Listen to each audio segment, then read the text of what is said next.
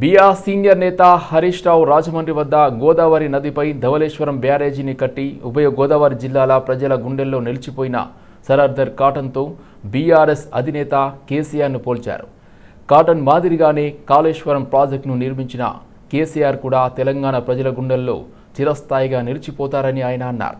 British పాలన కాలంలో Dhavaleswaram బ్యారేజీని sir cotton నిర్మించారని, రైతులకు మేలు జరగాలనే ఆకాంక్షతో ఉభయ గోదావరి జిల్లాలకు సాగునీరు అందించారని హరీష్ రావు కొనియాడారు.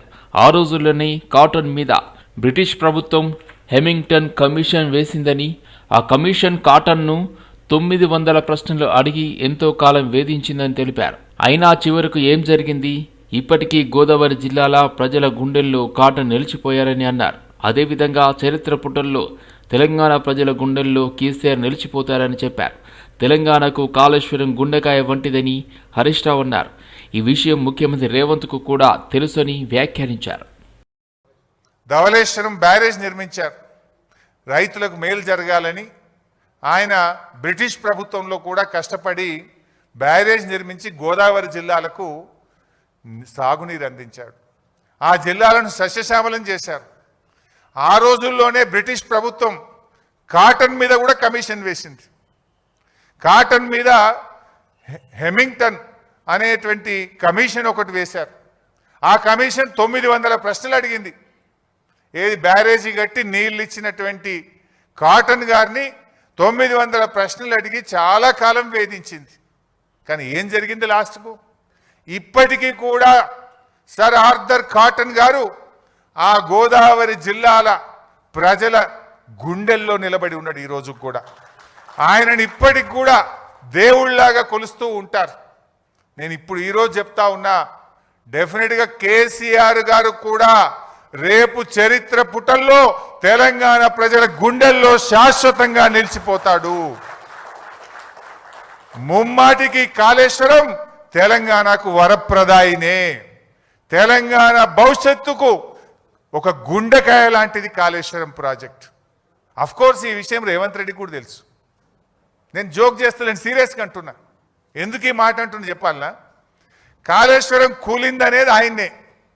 మొన్న యాదాద్రి జిల్లాలో పోయి గంధమల్ల కొబ్బరికాయ కొట్టిండా లేదా? గంధమల్ల ఏంటిది? Continuation of Kaleshwaram. మరి కూలిందనేది నువ్వే, గంధమల్ల ప్రాజెక్టు కొబ్బరికాయ కొట్టేది నువ్వే. కూలిందనేది నువ్వే. మూసీకి నేను కాళేశ్వరం నీళ్లు మల్లన్న సాగర్ నుంచి తెస్తా అని 6,000 కోట్ల రూపాయలకు టెండర్లు ఫైనల్ చేసినావా లేదా? మరి కాళేశ్వరం కూలిందంటావు, కాళేశ్వరం నీళ్లు 6,000 కోట్ల రూపాయలతో తెచ్చి మూసీలో పోస్తా అని టెండర్లు ఎట్లా ఫైనల్ చేస్తావు బిడ్డ? ఏపీలో చంద్రబాబు పాలనలో కలియుగ రాజకీయాలు చేస్తున్నారు.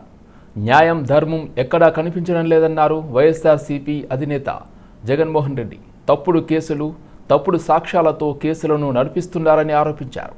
న్యాయవాదుల సేవలను పార్టీ ఎప్పుడు మర్చిపోదు అంటూ హామీ ఇచ్చారు. పార్టీ కోసం కష్టపడే వారికి తప్పకుండా వారికి ప్రాధాన్యత ఉంటుందని భరోసానిచ్చారు. వైఎస్ఆర్సీపీ అధినేత వైఎస్ జగన్మోహన్ రెడ్డి అధ్యక్షతన వైఎస్ఆర్సీపీ లీగల్ సెల్ ప్రతినిధుల భేటీ జరిగింది. ఈ సమావేశంలో పార్టీ ప్రధాన కార్యదర్శి పున్నవూలు సుధాకర్ రెడ్డి, లీగల్ సెల్ రాష్ట్ర అధ్యక్షుడు మనోహర్ రెడ్డి, ఉమ్మడి గుంటూరు, కృష్ణా జిల్లాల లీగల్ సెల్ ప్రతినిధులు పాల్గొన్నారు. ఈ సందర్భంగా వైఎస్ జగన్, రాష్ట్రంలో ఇవాళ ప్రత్యేకమైన పరిస్థితులు ఉన్నాయి. న్యాయవాదులుగా మీరు కీలక పాత్ర పోషిస్తున్నారు. పార్టీకి అన్ని రకాలుగా తోడుగా, పెద్దన్నగా మీరు ఉంటున్నారు. అడగకపోతే అమ్మైనా అన్నం పెట్టదు, కోరకపోతే దేవుడైనా వరం ఇవ్వడు. పిటిషన్ వేయకపోతే, మీరు వాదనలు వినిపించకపోతే న్యాయం కూడా దక్కదు. న్యాయవాదులుగా మీరు పోషిస్తున్న పాత్ర అభినందనీయమన్నారు జగన్. పార్టీకి అన్ని రకాలుగా ఒక పెద్దన్న పాత్ర ఎవరైనా పోషిస్తూ ఉన్నారు అంటే అది న్యాయవాదులే అని చెప్పాలి. అడగకపోతే అమ్మైనా అన్నం పెట్టదన్నట్టుగా, కోరకపోతే దేవుడైనా కూడా వరం ఇవ్వడం అన్నట్టుగా, పిటిషన్ వేయకపోతే, న్యాయస్థానంలో మీరు నిలబడకపోతే న్యాయం కూడా దక్కే పరిస్థితి కూడా ఉండదు. కలియుగం అన్నది ఏమిటి అన్నది ఈ చంద్రబాబు నాయుడు గారి పరిపాలన చూస్తే ఈ 14 నెలల్లో ఓహో ఇదేనా కలియుగము అని చెప్పి అనిపించే పరిస్థితి ఎవరికైనా కూడా అనిపిస్తుంది. ఎందుకనంటే న్యాయం లేదు, ధర్మం లేదు. తమకు గిట్టని వాళ్ళు ఎవరైనా ఉంటే, తమకు నచ్చని వాళ్ళు ఎవరైనా ఉంటే, తమకు వ్యతిరేకంగా స్వరం వినిపించే వాళ్ళు ఎవరైనా ఉంటే తట్టుకునే పరిస్థితి లేదు, జీర్ణించుకునే పరిస్థితి లేదు. ఎలాగైనా తీసుకొని పోయి వాళ్ళని జైల్లో వేయాలి, ఎలాగైనా తీసుకొని పోయి వాళ్ళని చిత్రహింసలు పెట్టాలి, ఎలాగైనా కూడా వాళ్ళ పరువును తీయాలి అనే ఒక నీచమైన సంస్కృతి ఈరోజు మనం చూస్తూ ఉన్నాం. ఒక మనిషిని జైల్లో పెట్టడము అని అంటే తన పరువును, తన ప్రతిష్టలతో ఆడుకోవడం.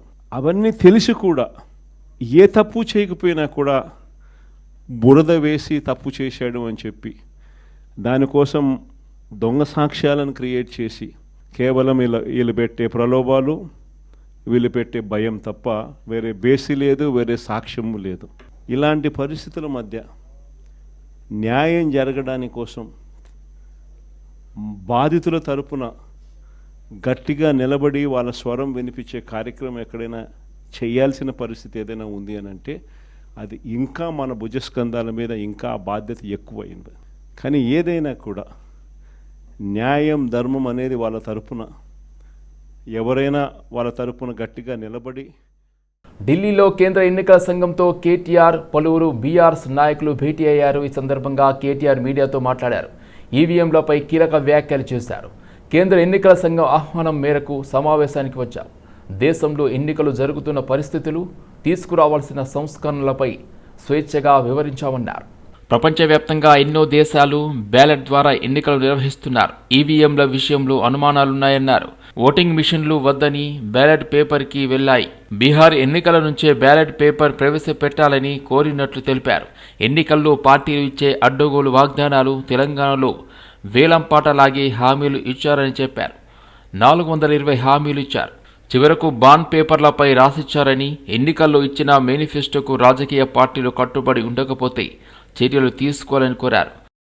ఎన్నికల్లో తీసుకొని రావాల్సిన సంస్కరణలు అన్ని విషయాల్లో కూడా చాలా వివరంగా మా అభిప్రాయాలు వారితో పంచుకోవడం జరిగింది. చాలా స్వేచ్ఛగా మాకు మా అభిప్రాయాన్ని పూర్తి స్థాయిలో మొట్టమొదటిసారి చీఫ్ ఎలక్షన్ కమిషనర్ గారికి చెప్పే అవకాశం ఇచ్చినందుకు ముందుగా ఎలక్షన్ కమిషన్ ఆఫ్ ఇండియాకి మా పార్టీ తరఫున ధన్యవాదాలు తెలియజేస్తాం. వారికి ఇవాళ మేము ఒక 6-7 విషయాలు ఉండబద్దలు కొట్టినట్టు మా పార్టీ అభిప్రాయాన్ని చెప్పాం. అందులో మొట్టమొదటిది, ప్రపంచవ్యాప్తంగా ఈరోజు అమెరికా లాంటి దేశాలు కానీ, యునైటెడ్ కింగ్డమ్ కానీ, జర్మనీ కానీ, ఇటలీ కానీ, ఇంకా చాలా దేశాలు ఇవాళ ఎలక్ట్రానిక్ ఓటింగ్ మెషిన్లు కొంతకాలం ప్రయోగాలు చేసినా దాని నుంచి వచ్చిన కొన్ని ఫలితాల విషయంలో వచ్చిన అనుమానాలు, ప్రజల్లో ఉన్న విశ్వాసలేమి, నమ్మకం లేని తనం వల్ల ఓటింగ్ మెషిన్లు వద్దనుకొని పేపర్ బ్యాలెట్కే ఈ దేశాలన్నీ కూడా మళ్ళీ తిరిగి వెనక్కి వెళ్ళిపోయింది. మేము ఎన్నికల కమిషన్ని కోరింది ఏమంటే, మనం కూడా భారతదేశంలో ప్రపంచంలోనే అతిపెద్ద ప్రజాస్వామ్య దేశం భారతదేశం, 140 కోట్ల జనాభా కలిగిన దేశం, మరి దాదాపు 100 కోట్ల ఓటర్లు కలిగిన దేశం. మరి ఇట్లాంటి దేశంలో ఏదో ఈ మెషిన్ల వల్ల ఏదో నష్టం జరుగుతున్నది, నేను వేసిన ఓటు నేను అనుకున్న వారికి పోవడం లేదు అనే అభిప్రాయం ఉంటే అది ప్రజాస్వామ్యానికి చేటు. కాబట్టి మరి ఎలక్ట్రానిక్ ఓటింగ్ మెషిన్లను పక్కన పెట్టి తిరిగి పేపర్ బ్యాలెట్నే తీసుకోవాలని చెప్పి ఇవాళ మేము మా పార్టీ తరఫున ఎలక్షన్ కమిషన్ని కోరాము. ఆ ప్రాసెస్ కూడా మళ్ళీ తిరిగి పేపర్ బ్యాలెట్ ప్రవేశపెట్టే ప్రాసెస్ కూడా బీహార్ ఎన్నికల నుంచే ప్రారంభించండి. నవంబర్లో జరగాల్సిన బీహార్ ఎన్నికల్లోనే తిరిగి పేపర్ బ్యాలెట్ ప్రవేశపెట్టండి. ఆ తర్వాత వచ్చే సాధారణ ఎన్నికల్లో కూడా ఖచ్చితంగా మళ్ళీ పేపర్ బ్యాలెట్తోనే నిర్వహించాలని కూడా మా పార్టీ తరఫున కుండబద్దలు కొట్టినట్టుగా మా అభిప్రాయం. మేడ్చల్ జిల్లా గట్కేసర్ మండలంలోని ఏరియా ప్రభుత్వ ఆసుపత్రిని జిల్లా కలెక్టర్ మనోజ్ చౌదరి ఆకస్మిక తనిఖీ చేశారు. ఆసుపత్రి తిరిగి పరిశీలించి అవసరమైన వైద్య పరికరాలను మరమ్మతులకు ఎస్టిమేషన్ వేసి తనకు పంపాలని కలెక్టర్ మెడికల్ ఆఫీసర్కు సూచించారు. సీజనల్ వ్యాధులను దృష్టిలో పెట్టుకుని వైద్య ఆరోగ్య శాఖ అప్రమత్తంగా ఉందని, జిల్లాలోని ఆరోగ్య కేంద్రాలను పటిష్టంగా పర్యవేక్షిస్తున్నామన్నారు. వైద్య సిబ్బంది సమయ పాలన పాటించాలని, మెరుగైన వైద్య సేవలను అందించడంలో ముందుండాలని అన్నారు. కార్యక్రమంలో గట్కేసర్ తహసీల్దార్ రజని, మెడికల్ ఆఫీసర్, ఆసుపత్రి సిబ్బంది తదితరులు పాల్గొన్నారు. మొత్తం ఆన్లైన్ ఆభా కార్డ్ ఏమైనా ఉందా? వేరే తీసుకునే ముందే డేట్ కనపడిపోతే వాళ్ళకి కనిపిస్తుంది సార్, మాకు కనిపిస్తుంది సార్. 3 months ముందే కలర్ రెడ్ గా అవుతుంది. ఆన్లైన్ లో మనం మెడికేషన్ వాళ్ళకి ఇచ్చినప్పుడు ప్రింటెడ్ ప్రిస్క్రిప్షన్ లో ఇస్తున్నామా? కాదు అలా ఏం లేదు సార్. ఒక 16 days వరకు చేయగలుగుతున్నాం సార్. BO అయితే లేరు, మిగతాదైతే మాన్యువల్ బుక్ పెట్టి అట్లా డిడక్షన్ చేసి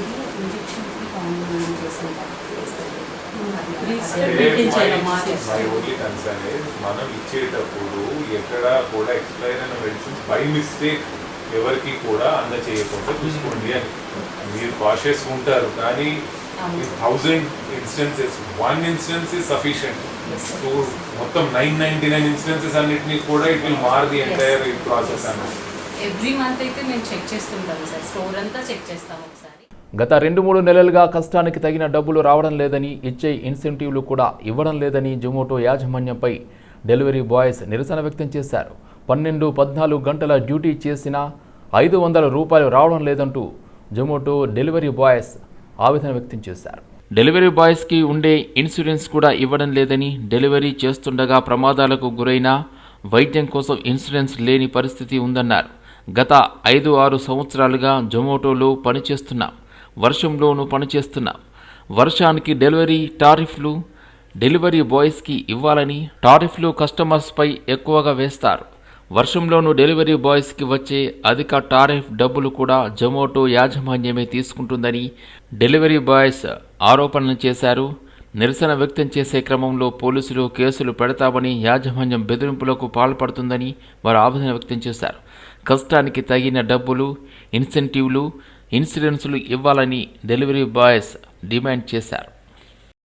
నేను గత 4 సంవత్సరాల్లో జొమాటో డ్యూటీ చేస్తున్నాను. గత 2 నెలలుగా మాకు చాలా పేవర్డ్ తగ్గించేశారు. అడిగినచో టీఎల్ని అడగమంటారు, టీఎల్ని అడిగితే టెలికాలర్ కాల్ చేస్తే టీఎల్ని అడగమంటారు, టీఎల్ని అడిగితే మాకు ఏం తెలియదు అంటారు. టీఎల్ కూడా అవైలబుల్ లేరు. మాకు ఎక్కడో ఉండి డ్యూటీ చేసి మేము అవైలబుల్ ఉన్నామని చెప్తారు. కనీసం 10 గంటలు డ్యూటీ చేస్తే మాకు ఇవాళ 500 వచ్చే సిచ్యువేషన్ కూడా లేదు. చూడండి అన్న, 12 గంటలు డ్యూటీ చేస్తే మాకు వచ్చిన పేమెంట్ 541.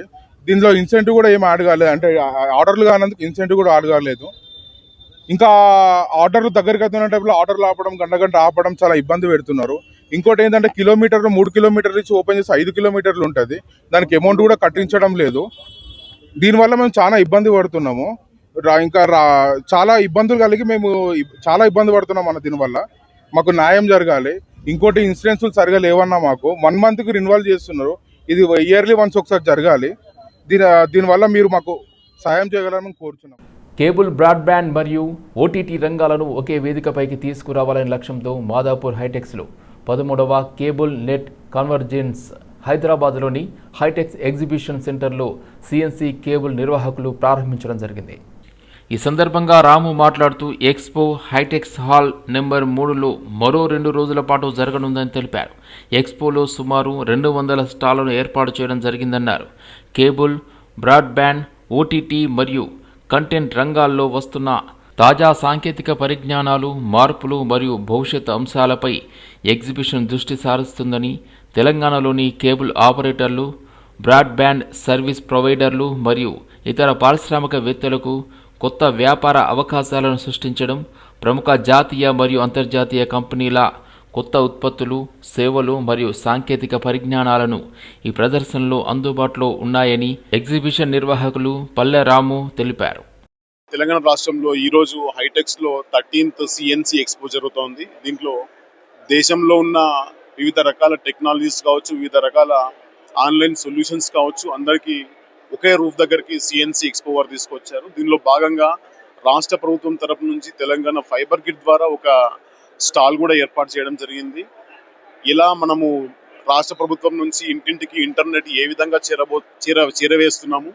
ఇక్కడ మేజర్గా ఈ ఎక్స్పోలో లోకల్ కేబుల్ ఆపరేటర్స్, ఆర్ఎంఎస్ఓస్, ఎంఎస్ఓస్ వీళ్ళందరూ కూడా ఎవరైతే సర్వీస్ డెలివరీ పార్ట్నర్స్ ఉంటారో వాళ్ళందరూ దీనిలో భాగంగా కానున్నారు. కాబట్టి టీ ఫైబర్ ద్వారా ఎలా సర్వీసెస్ మనం ఇవ్వబోతున్నాం అనేది ఇక్కడ ఎక్స్పోలో వాళ్ళకి ఉన్న సందేహాలు అవన్నీ నివృత్తి చేసేందుకు మా తరపు నుంచి ఇక్కడ టీం కూడా ఏర్పాటు చేయడం జరిగింది.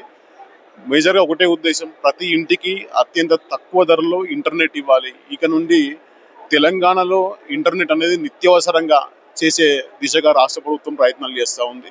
ఇందులో భాగంగా ఎల్సీఓలని, ఆర్ఎంఎస్ఓలు వీళ్ళందరినీ కూడా భాగస్వామ్యం చేసేందుకు రాష్ట్ర ప్రభుత్వం ప్రయత్నాలను ప్రారంభించింది.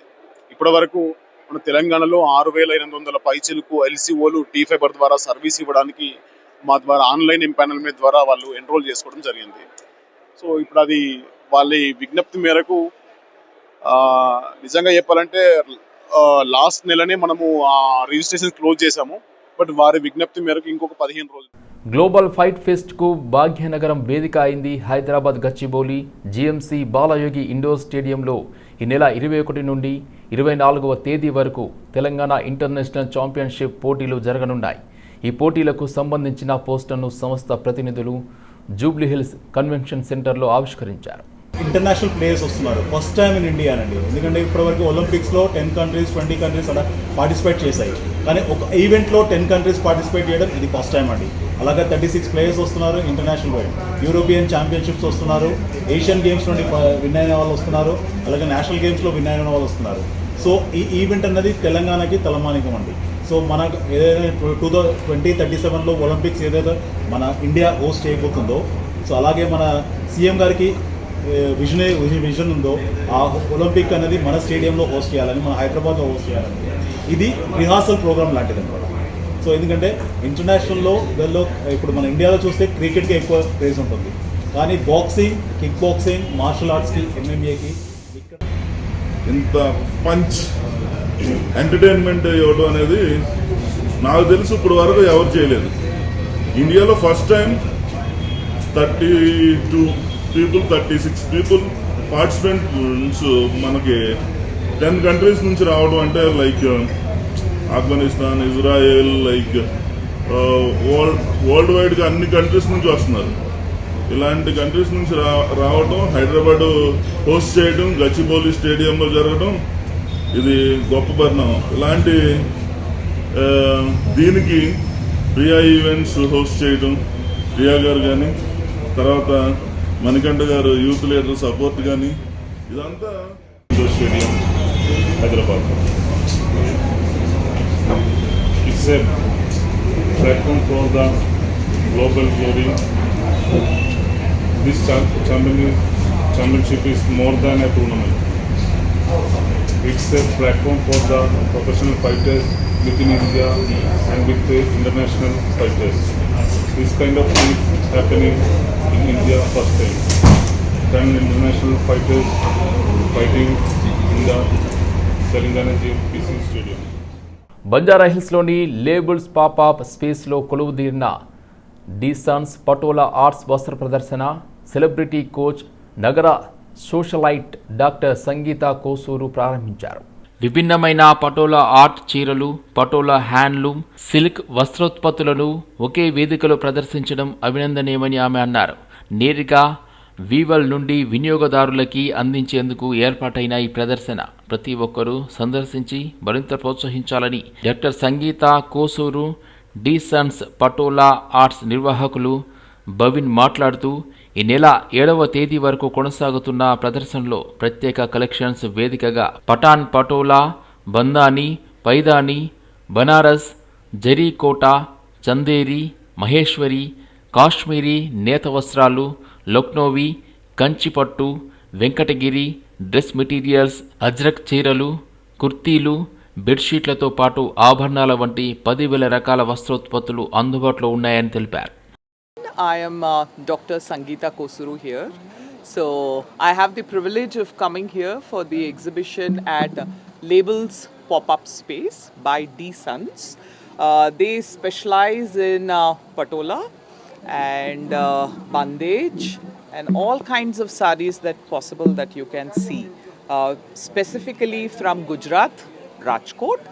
The exhibition is from 4th to 7th. And I am amazed by the collection here.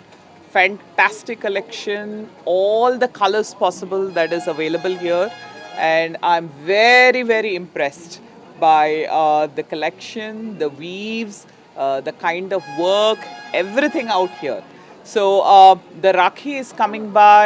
You also have your Varamahalakshmi coming up and Dasara. So if you want to really pick that one beautiful sari that you want, this is the place.